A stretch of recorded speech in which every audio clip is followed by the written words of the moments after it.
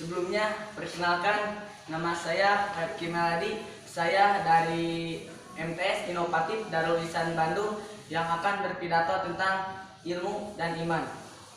Assalamualaikum warahmatullahi wabarakatuh. Innal hamdalillah nahmaduhu wa nasta'inuhu wa nastaghfiruhu wa na'udzu billahi min syururi anfusina wa min sayyiati a'malina. Man yahdihillahu fala mudhillalah wa man yudhlilhu fala hadiyalah. Asyhadu an la ilaha illallah wa asyhadu anna Muhammadan abduhu wa rasuluhu la nabiyya ba'dah. Wassalatu wassalamu ala Muhammadin wa ala alihi wa sahbihi wa man tabi'ahum bi ihsanin illa yaumiddin. Amma ba'du.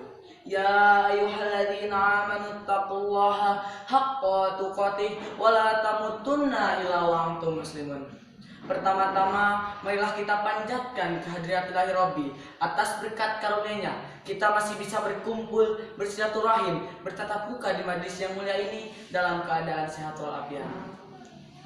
Mudah-mudahan setiap berat langkah kita bisa membuahkan pahala, penghapus dosa, mengangkat derajat di hadapan Allah Subhanahu wa Ta'ala. Tak lupa pula sholawat beserta salam semoga tetap tercurah limpahkan kepada junjungan kita semua, yakni Habibana wa Nabiyana wa Rasulana Muhammad sallallahu alaihi wasallam, kepada para keluarganya, para sahabatnya, tabi'in tabi'ahum, syuhada sholihin, ulama ulamilin yang telah rela mengorbankan harta, jiwa, raga, bahkan nyawa sekalipun untuk menegakkan, menyebarkan dan mempertahankan agama Allah hingga akhir zaman. Hadirin yang insya Allah dirahmati Allah Subhanahu wa Ta'ala. Dalam kesempatan ini bukan maksud hati untuk menggurui, akan tapi mencoba mengungkapkan isi hati, menasihati diri sendiri di hadapan juri yang saya hormati. Di sini Al-Fakir mencoba menggali, menyampaikan kalam ilahi dengan dikuatkan oleh sabda Nabi, mencoba menguraikan materi dengan tema ilmu dan iman. Di dalam buku Membumikan Al-Quran karangan Profesor Dr. Quraish Shihab MA dikatakan bahwa ilmu dalam Islam menempati posisi yang sangat penting. Allah mengatakan kata ilmu dalam Al-Quran sebanyak 750 kali, sehingga orang yang berilmu menempati posisi yang sangat mulia. Allah Subhanahu wa Ta'ala berfirman, "Yarfa'illahu alladziina aamanu minkum walladziina utul ilma darajat, wallahu bima ta'maluna khabir." Allah akan meninggikan orang-orang yang beriman di antaranya kamu dan orang yang diberi ilmu beberapa derajat. Sungguhnya Allah Maha mengetahui apa yang kamu kerjakan. Al-Quran Surat Al-Mujadilah ayat 11. Rasulullah SAW pun pernah bersabda, barang siapa mencari ilmu maka ia di jalan Allah sampai ia kembali. Hadis riwayat Tirmidzi. Pada ayat dan hadis Rasulullah SAW, Allah Subhanahu wa Ta'ala mengapresiasikan kepada orang yang beriman dan berilmu dengan ditinggikan derajatnya dan senantiasa berada di jalan Allah Subhanahu wa Ta'ala. Albert Einstein pernah mengatakan, religion without science is blind, science without religion is blind. Agama tanpa ilmu adalah buta dan ilmu tanpa agama adalah lumpuh. Wahyu pertama yang diturunkan Allah Subhanahu wa Ta'ala kepada Nabi Muhammad SAW berkaitan dengan perintah membaca Iqra. Tetapi sejak awal sudah diingatkan bahwa proses membaca tidak boleh dipisahkan dari iman kepada Allah Subhanahu wa Ta'ala, harus dilandaskan dengan mengingat nama Allah. Iqra bismi rabbikal ladzi khalaq.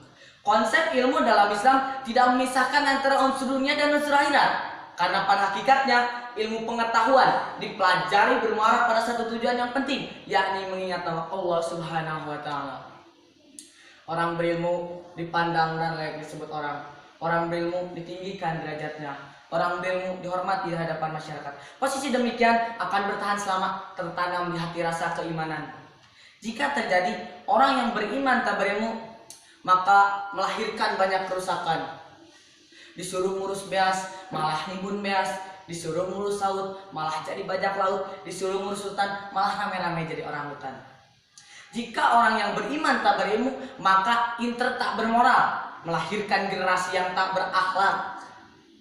Maka jika orang yang tak beriman tak berilmu, menjadikan pejabat jadi penjahat, mencari materi dengan korupsi, uang hasil curian dianggap prestasi, uang hasil korupsi dianggap rezeki. Jika kita menelaah apa yang telah Allah firmankan dalam Al-Quran Surat Al-Mujadilah ayat 11, memang betul.